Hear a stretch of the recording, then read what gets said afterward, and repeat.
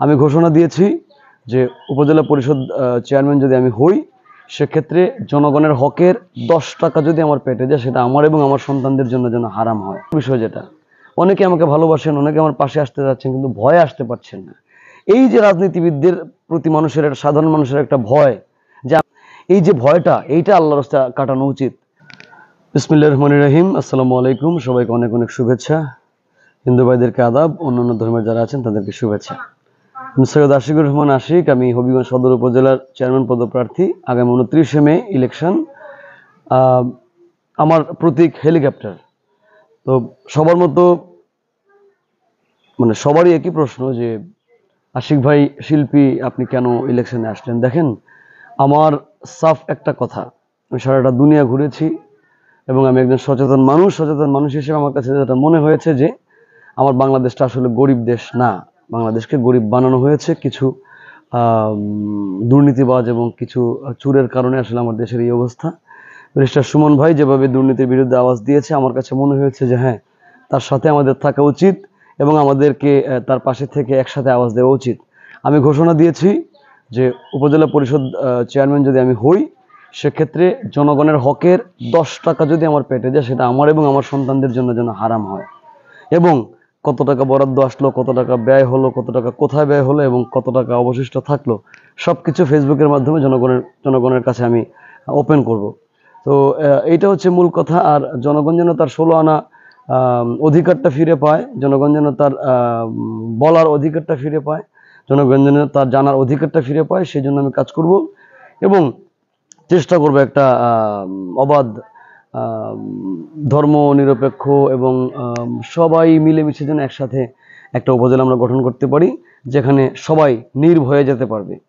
আলহামদুলিল্লাহ, যে পরিমাণ সাড়া আমি পেয়েছি আমি কোনোদিন কল্পনাও করিনি এবং প্রচুর মানুষ তাদের ক্ষোভ ঝাড়বে এবার এই 29শে মে। কারণ নর্মাল যে বিষয়টা থাকে যে নির্বাচনের প্রার্থী যারা আছে অনেক পাওয়ারফুল লোক থাকে, বড় বড় নেতা থাকে, কিন্তু সব থেকে ভরসার স্থল, সব থেকে কি বলে বন্ধু সুলভ আমার কাছে মনে হয় যে আমি।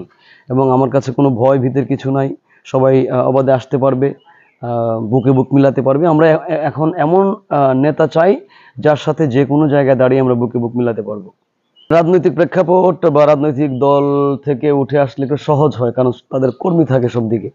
আমার একটু অসুবিধা হচ্ছে, ব্যক্তিগতভাবে আমি ইলেকশনটা করছি, প্রচুর পরিশ্রম হচ্ছে, কিন্তু একটা গণতান্ত্রিক দেশের সব থেকে বড় পাওয়ারফুল হচ্ছে জনগণ। জনগণ যদি চায় যে আমাকে ভোট দেবে, আমার এই ভোট আপনি গুণে শেষ করতে পারবেন না। তো যাই হোক, আমি আল্লাহকে নিয়ে নেমেছি এবং আমি যখন নেমেছিলাম তখন একমাত্র ভরসাই ছিল আমার সৃষ্টিকর্তা। আমি বলেছিলাম যে আল্লাহ, কেউ আমাকে, আমার সাথে থাকুক আর না থাকুক, তুমি আমাকে আমার সাথ ছাইড়ো না। তো যাই হোক, আলহামদুলিল্লাহ এখন যে সাড়াটা পাচ্ছি, শেষ পর্যন্ত যদি এরকম থাকে বা দলীয় প্রভাব না থাকে বা যদি কালো টাকার ছড়াছড়ি না থাকে, ইনশাল্লাহ আমি পারবো এবং আমি বিপুল ভোটে বিজয় হব। সব থেকে বেশি জোর যেটা দিয়েছি, আমি রাত বিরেতে বিভিন্ন গ্রামে ঘুরেছি। এখানে একটা ছোট্ট জিনিস যদি গ্রামের মানুষদেরকে দেয়া যায়, যেমন আমরা এত উন্নয়ন, এত কথা বলি, কিন্তু প্রত্যেকটা গ্রামের কোনায় কোনায় যদি আমরা সৌর বিদ্যুৎটা পৌঁছে দিতে পারতাম, যে ল্যাম্পপোস্ট যদি আমরা পৌঁছে দিতে পারতাম, গ্রামের মানুষ অনেকটা উপকৃত হতো। আমার প্রথম টার্গেট থাকবে যে প্রত্যেকটা গ্রামের প্রত্যেকটা কোনায়, রাস্তার কোনায় যেন আমি একটা করে সৌর বিদ্যুৎ দিতে পারি।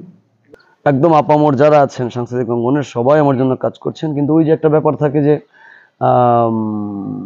সব থেকে বড় কষ্টের বিষয় যেটা, অনেকে আমাকে ভালোবাসেন, অনেকে আমার পাশে আসতে যাচ্ছেন, কিন্তু ভয়ে আসতে পারছেন না।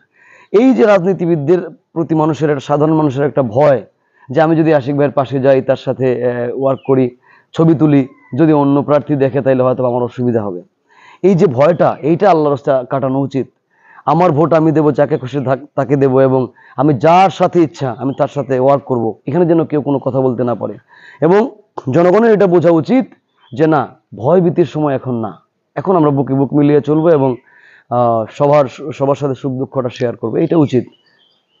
শব্দকথা 24.com-কে ধন্যবাদ। যারা শুনবেন তারা অবশ্যই ইলেকশনে আসবেন। আরেকটা কথা বলি, অনেকেই অনেক টাকা নিয়ে ইলেকশনে নেমেছেন, বিশ্বাস করেন আমি একজন সাধারণ শিল্পী, আমি আপনাকে যে বাড়ি থেকে একটা সিএনজি বা একটা অটো দিয়ে আপনাকে নিয়ে আসবো সেই সামর্থ্য আমার নাই।